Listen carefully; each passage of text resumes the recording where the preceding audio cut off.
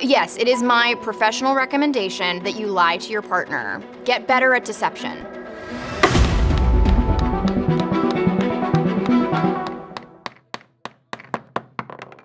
Hi, I'm Anna Kendrick, and today I will be settling some petty disputes because I do know everything about everything.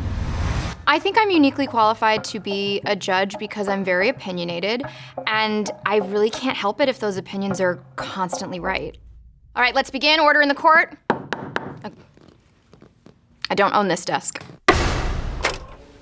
My sister always tries to harmonize with songs on the radio when we're in the car together, and she has an objectively terrible singing voice. She cannot match the pitch. I think this is rude to both me and the artist whose song she's butchering. It's driving me insane. We're starting off strong. This one hits home, right to the trauma center. I am an impartial judge, and I will hear both sides, but I confess my skin is crawling. Let's hear the other side. There's no way she's that annoyed by my singing. Maybe if she sang along with me, she'd loosen up and have more fun. Also, she's exaggerating, and I think my voice sounds quite nice. Okay, we're going with the uptight argument. It's a strong one. It's a classic. It is difficult to say from these two recordings whether or not this person has an objectively terrible voice. You know what? Here's the dividing line. I don't mind someone who is a terrible singer singing with joy. The rub comes when they think they're a really good singer. So I think we're lacking in evidentiary substance here. Uptight as an argument is strong but overused. Here. Innocent on all charges. On to the next drama. My fiance and I watch the same TV show together every week, and I found out that while I was gone on a work trip, she caught up without me and watched the latest episode. She said she'd rewatch it with me, but it's not the same because I know she'll be looking at her phone and not as invested. She fucked up. How can I punish her? Oh my God! That went crazy. I knew where that was going. The second he said that there's a show, I was like, ooh, she better not. But wow, there's some real aggression in there, and I get that. I'm not gonna lie, there's part of me that's like, I think this is punishable by death. Like, I hope you rot. This is terrible. This is a massive betrayal. I'd be hard pressed to side with the show watcher, but I'm willing to hear the other side. I don't see what the big deal is. I said I'd watch it again with him and I won't spoil anything. I feel like he needs to get some more hobbies if he's this upset by me watching a TV show. You two should break up. There's so much hatred. I mean, I kind of love it, but wow. I mean, maybe they have great makeup sex, but this is some strong language. I think we're cutting below the belt with the you need more hobbies. We're not, ma'am, don't deflect. We're not deflecting. We're staying on the subject.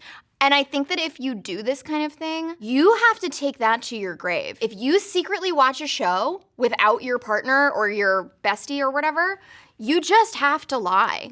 So you can't be on your phone and be very, very surprised when all the twists come. It is my professional recommendation that you lie to your partner. Get better at deception. Unacceptable. Let's move on to the next case. On a recent flight, my girlfriend randomly got bumped up to first class while I had to stay and coach. I wanted her to stay back and sit next to me because sometimes I get anxious when I fly. She decided to ascend to first class and abandon me in 38D, which is next to the toilet. Oh, sir.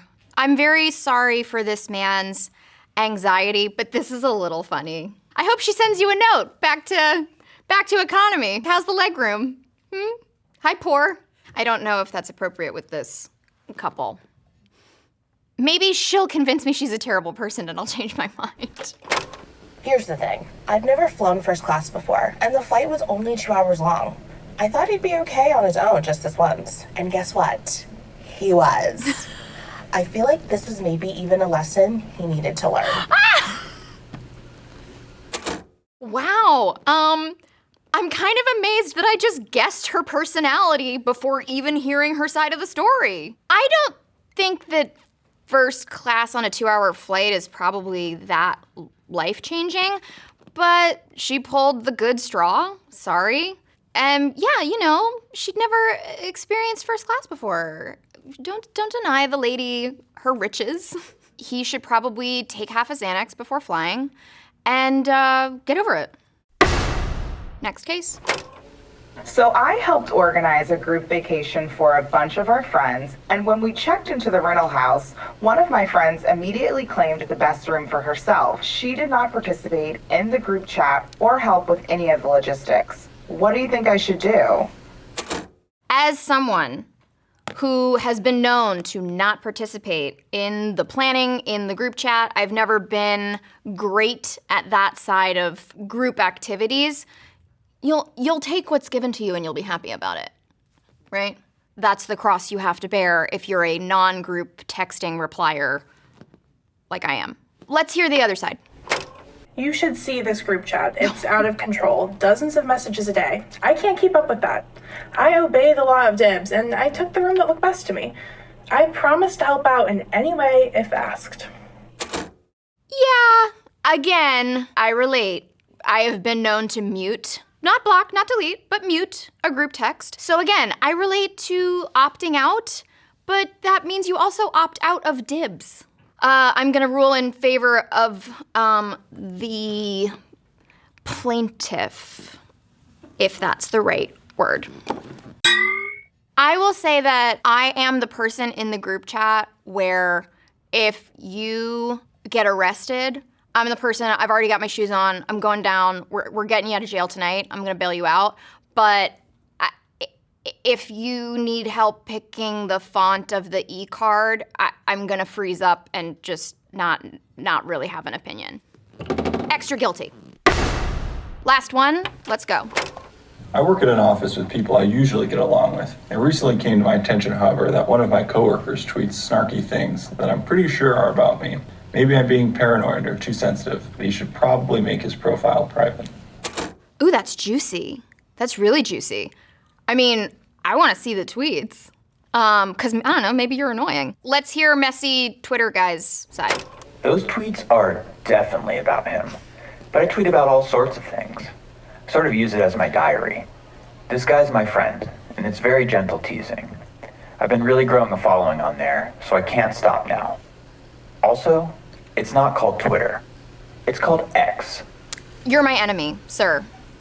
Mostly that recording started strong. It started really strong because, this guy's leaning into the mess of it all, and I appreciate that. Then it got weirder.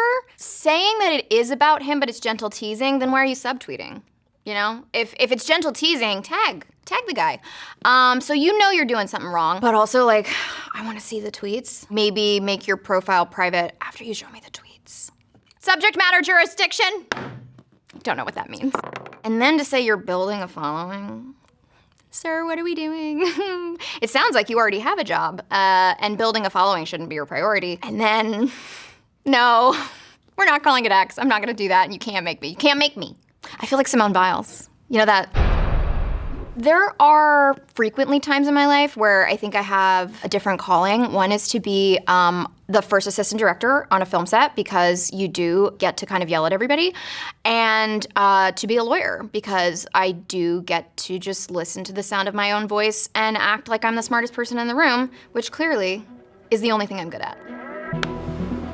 In closing, I'd like to say that this was very rewarding, and if you have other petty disputes, please at me, because I love mess.